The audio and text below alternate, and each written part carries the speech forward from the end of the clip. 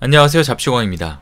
최근 미 국방부는 2021년도 해외 주둔 재배치 검토 결과를 발표하면서 그간 순환 배치돼 있던 공격용 헬리콥터 대대와 포병대 본부를 한국에 상시 주둔시키는 방안을 승인했다고 밝혔습니다.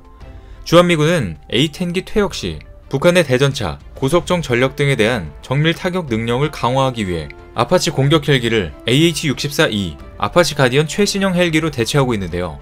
또 아파치 가디언을 주한미군 군산기지에 배치한 무인공격기 그레이 이글이나 무인공격기 AH-6와 함께 운용하는 유무인 복합체계 멈티로 활용하기 위한 관련 기술 개발을 한국군과 협업해 진행 중입니다. 최근 무기의 트렌드로 자리잡은 유무인 복합체계 멈티는 다양한 임무의 효율성과 생존성을 높여주는 전술입니다. 주한미군의 아파치 대대 상시 주둔으로 한국의 전력은 한층 더 업그레이드 될 것은 분명하지만 안타깝게도 국내에서 개발한 무인기와 멈티를 할 수는 없는데요. 이는 미군이 보안을 이유로 아파치와 국산 무인기에 체계 통합을 해주지 않고 있기 때문입니다. 이로써 국내 무인기와 연동이 가능한 국산 헬기 생산과 운영의 중요성이 대두되고 있는 상황입니다. 그런데 이번에 국산 헬기가 전 세계에서 가장 혹독한 테스트를 거치게 되면서 중국을 공포에 몰아넣고 있다고 하는데요. 과연 어떤 소식인지 자세히 알아보겠습니다. 한국은 지리적 특성상 산악지대가 발달하여 활주로가 필요한 일반 항공기보다는 좁은 곳에서도 수송 및 작전이 가능한 헬기 운용을 많이 하는 나라입니다. 게다가 적의 육군, 전력을 압도하기 위한 사신의 역할로는 헬기만한 것이 없는데요. 최근 세계 군사력 보고서인 밀리터리 밸런스 2021에 따르면 다음과 같이 세계 헬기 전력을 평가했습니다. 1위는 미 육군의 3,900여 대, 2위는 중국 육군의 1,000여 대, 3위는 러시아 공군의 800여 대로 발표한 데 이어 한국이 4위로 500대 이상의 헬기 전력을 보유한 것으로 평가됐는데요. 한국은 공격 헬기, 기동 헬기, 소형 헬기 등 다양한 헬기를 보유하고 있습니다. 카이는 노후화된 공격 헬기 AH-1S 코브라와 정찰 및 공격 소형 헬기인 MD-500을 대체할 예정으로 LAH 개발에 주력했는데요. LAH는 우리 손으로 직접 개발하고 있는 소형 무장 헬기로 노후화된 헬기를 대체하는 것 이상으로 의미가 있어 보입니다. 일단 전력화되면 적의 기갑부대 제압, 공중 강습부대 엄호, 위력수색 등 다양한 임무를 수행하며 육군의 핵심 전력으로 활약할 것으로 예상되는데요. 현재 LAH의 각종 중요 시스템과 장비에 국내 독자 기술이 적용될 예정입니다. 특히나 HMD는 조종사 헬멧에 필요한 정보를 투영에 띄워 상황 인식 능력을 확장시키는 필수 장비인데요. HMD는 중요 정보가 헬멧 디스플레이에 보여 고개를 돌리더라도 표적 정보를 획득할 수 있고 사격 통제 체계와 연동돼 조종사가 바라보는 방향으로 즉각 목표를 조준할 수 있게 해줍니다. 기술을 적군 방향으로 돌리지 않고 고개만 돌려 눈으로 적을 식별하면 미사일을 발사할 수 있어 더 빠르고 정확하게 목표물을 타격할 수 있는데요. 이처럼 중요한 장비를 그동안 전량 해외 장비에 의존해왔던 것이 현실입니다.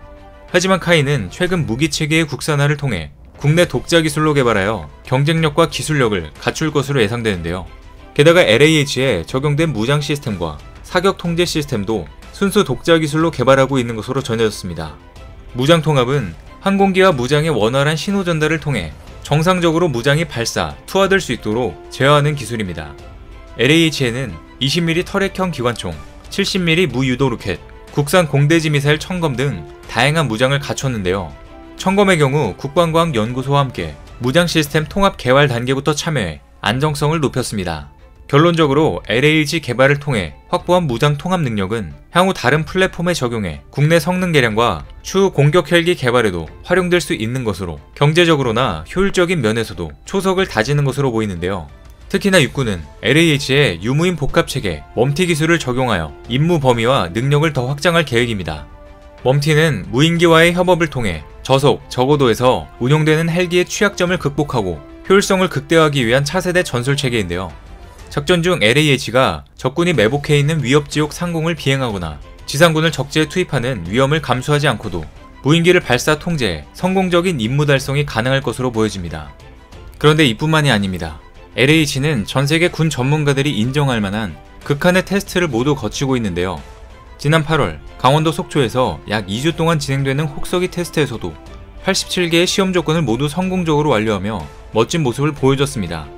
혹서기 테스트를 무사히 마친 LAH는 지난 6일부터 내년 2월 초까지 최고의 북극 방한 테스트 지역 중 하나인 캐나다의 옐로라이프 공항에서 혹독한 혹한기 테스트에 돌입했습니다.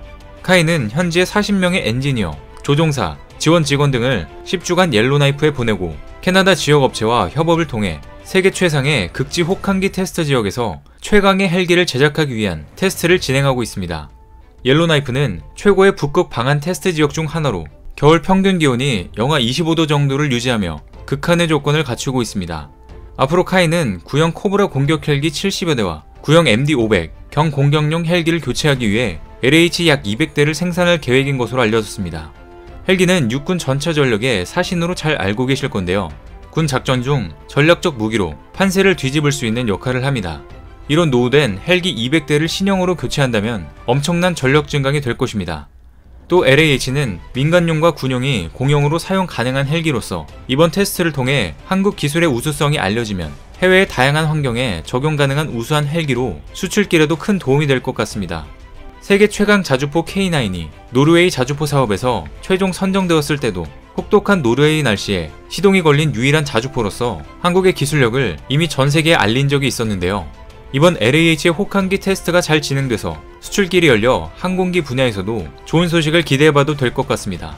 한편 현재 최강 아파치 헬기와 함께 LAH가 아파치의 부족한 부분을 채워줄 수 있는데요.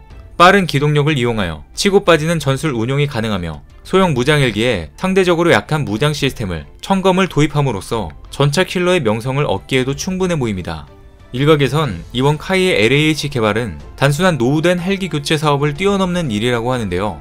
현재 아파치 공격 헬기와 국산 무인기의 멈티가 통합, 지원되지 않는 상황에서 국산 헬기의 LAH에 무장 통합 시스템이 완료되면 추후 배치 및 개량화되는 국산 헬기 및 항공기들과 무인기의 연동작전으로 군 전력 효율성이 높아질 것으로 예측하고 있습니다.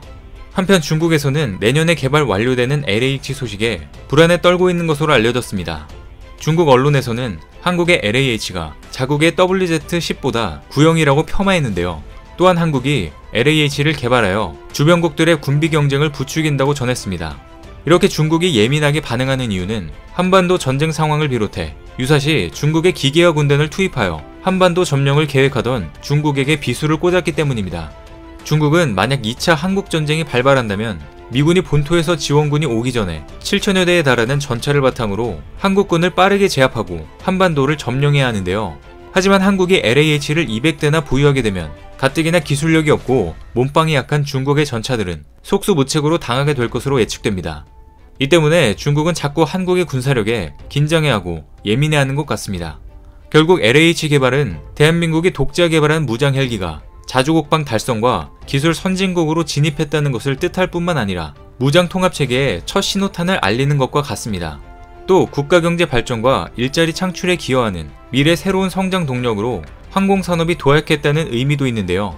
이를 바탕으로 군전력 강화와 기술력을 바탕으로 한 수출 사업을 통해 민, 관, 군이 합동으로 시너지 효과를 낼 것으로 보입니다. 동아시아의 국가들 중 작은 영토와 적은 인구를 갖고 있는 한국이지만 첨단 군사력과 기술력 차이를 만들어낸 한국 국민들의 불굴의 의지와 정신력을 바탕으로 엄청난 경제, 기술의 발달을 일궈낸 정신이 있기 때문에 오늘도 대한민국이 자랑스럽고 든든합니다. 오늘 준비한 소식은 여기까지입니다. 댓글을 통한 여러분들의 많은 의견 기다리겠습니다. 많은 분들의 생각이 모였을 때 진정 가치 있는 지식이 완성될 것입니다. 시청해주셔서 감사합니다.